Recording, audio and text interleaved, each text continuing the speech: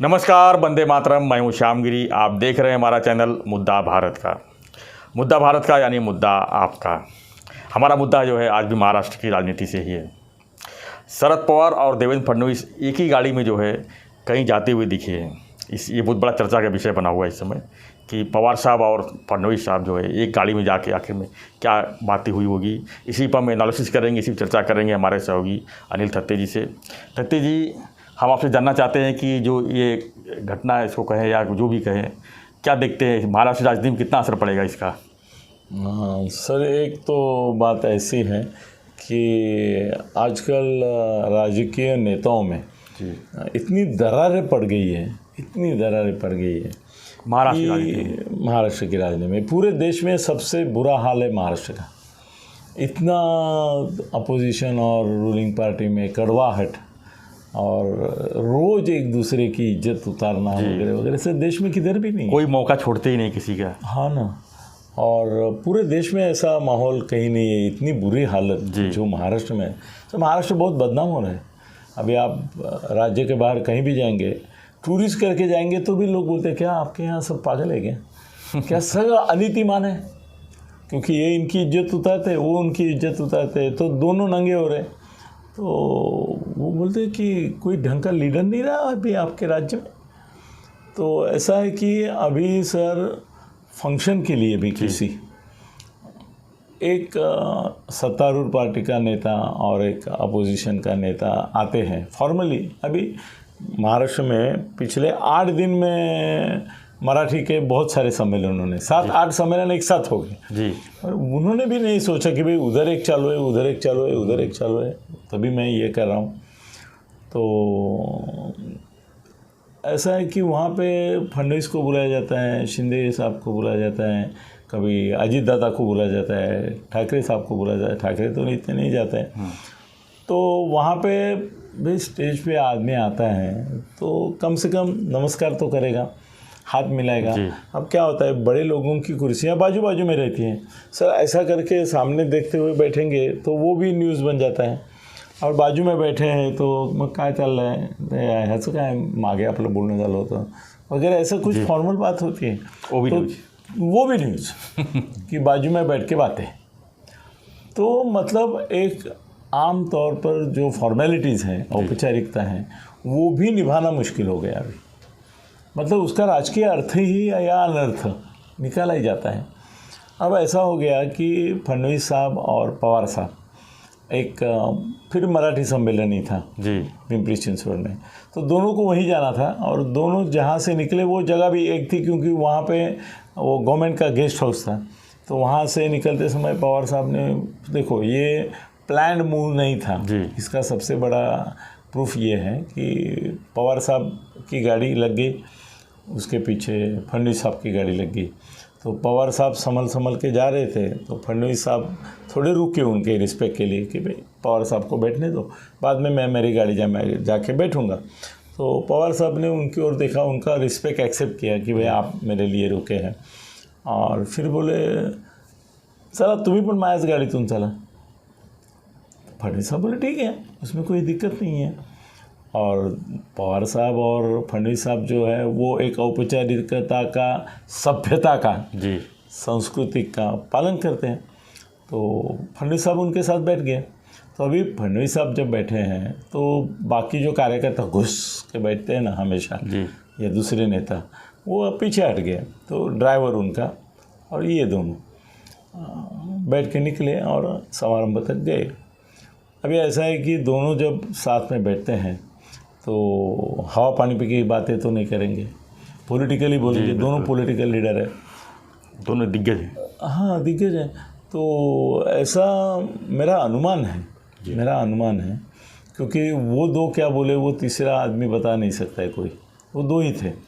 तीसरा ड्राइवर था, मगर वो रामू ड्राइवर जो है उनका वो अलग टाइप का है। वो जिंदगी भर उसको एक कान और जीभ बंद रहे। मैं कितना जानता हूँ उसके करीब, मतलब कोई बात लीक नहीं हो सकता। हाँ, और मेरे ख्याल से वो 30-40 साल से हैं उनके पास जी।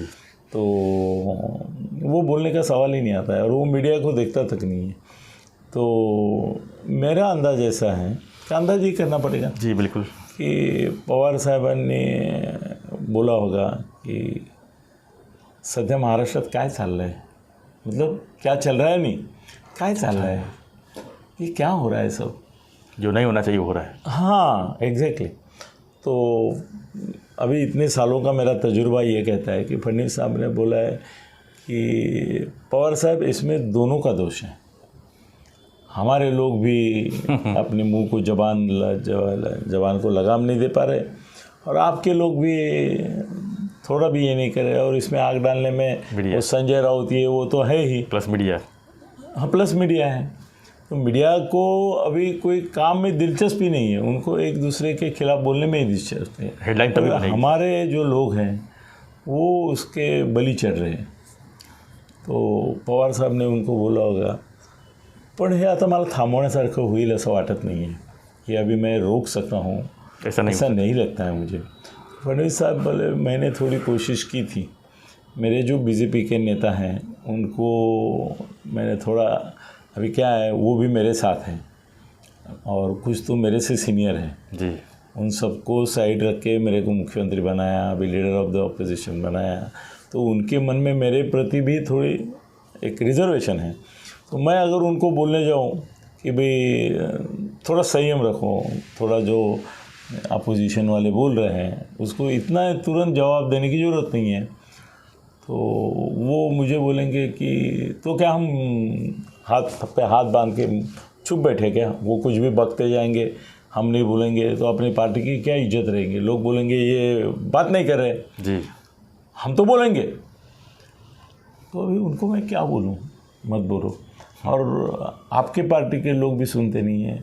तो पवार साहब ने बोला होगा, सर ये मेरा काल्पनिक है सब, मगर मैं जानता हूँ कि आपके अनुभव के हिसाब से पवार साहब बोले होंगे की तिकडे तुमच्या पक्षामध्ये बावनकुळे, दानवे आणि चंद्रकांत दादा पाटील हे तुम्हाला आठवत नाहीत आणि ते तुमचे सीनियर आहेत, त्यामुळे ते पण बोलतात। तिकडे तो संजय राऊत आहे, आमच्याकडे जितेंद्र आव्हाड आणि अजितदादा आहेत।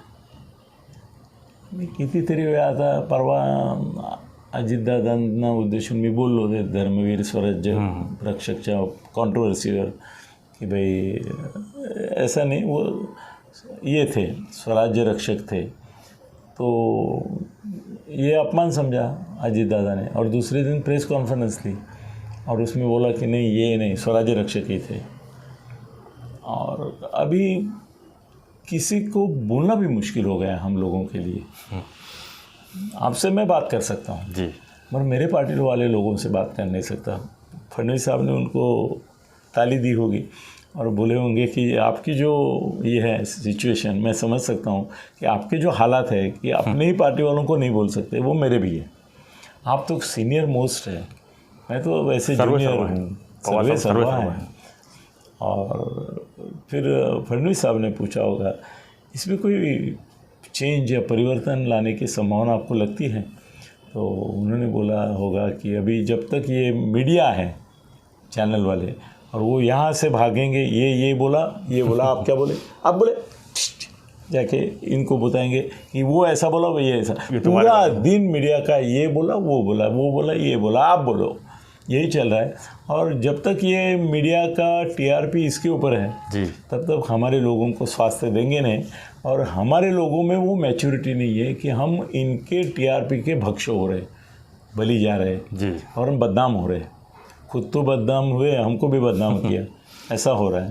तो बोले होंगे कि अभी मुश्किल लगता है मुझे, और ठीक है तुम्हारा जो चल रहा है वो तुम्हारे हिसाब से चलने दो, तुमको जहाँ तक हो सके। एक बात है कि आप मेरे बारे में कभी नहीं बोलते और मैं आपके बारे में नहीं बोलता हूँ, इतना भी रहे ना तो बस है, अपने लिए काफ़ी। ऐसी बात हुई होगी, बाकी लोग जो बोलना है बोल। तो महाराष्ट्र की राजनीति पर उन दोनों की जो मीठी बातें हुई, तो सर इसका अंत क्या, कड़वाहट कम नहीं होगी। क्या अंत देख रहे हैं? अंत क्या है, जब तक ये इलेक्शन नहीं आता है, इलेक्शन समय तो बहुत ही होगा। इलेक्शन के बाद सब शांत हो जाएंगे लगता है आपको? सर किस तरह से सिचुएशन बनती है इसके ऊपर है। इलेक्शन के बाद अगर यही माहौल रहा कि जोड़- भाई जोड़ ये तोड़- भी आ सकता है, ये भी आ जोड़ तोड़ सकता है, वाली- ये जोड़ आएगा, तोड़ वाली, हाँ, जी। तो उसके तो ये बारे में- और बढ़ेगा, जी। ये और बढ़ेगा। मगर महाराष्ट्र खुद को बदनाम करके ला रहा है और ये कड़वाहट अभी कम हो गई ऐसा लगता नहीं। और फडणवीस के लोग सुनते नहीं हैं और पवार साहब के सुनते हैं। पहले कम से कम ऐसा लगता था कि पवार साहब के सुनते हैं, मगर अभी अजीत दादा ने दिखा दिया कि नहीं, हम हमारे मन की ही करते हैं, तो कड़वाहट कम नहीं होगी, ऐसा मेरा निष्कर्ष है। धन्यवाद सत्य जी। तो हम चर्चा कर रहे थे कि पवार साहब और फडणवीस साहब की एक साथ की यात्रा और दोनों में क्या गुपचुप हुआ रहेगा, इसी पर हम चर्चा कर रहे थे। वैसे पवार साहब तो दिग्गज एक नेता है महाराष्ट्र के, वो बहुत कुछ करना चाहते हैं और किए भी हैं। अब उनका वाक पटुता के ऊपर उनका क्या लगाम रहेगा वो तो भी मुश्किल लग रहा है, जैसा कि सत्य साहब कह रहे हैं कि मुश्किल ही लग रहा है। और जैसे ये चुनाव नज़दीक आएंगे वैसे वैसे जो है महाराष्ट्र की राजनीति में कड़वाहट जो है और भी देखने को मिल सकती है। एक दूसरे के ऊपर वाद विवाद जो है विचार चलता रहेगा। तो आपको हमारा वीडियो कैसा लगा हमें कमेंट बॉक्स में लिखिए। आप क्या समझते हैं इन दोनों की एक साथ यात्रा के ऊपर, आप क्या विकल्प निकालते हैं, आप भी बताइए। और देखते रहिए हमारा चैनल मुद्दा भारत का। धन्यवाद। जय हिंद, जय महाराष्ट्र।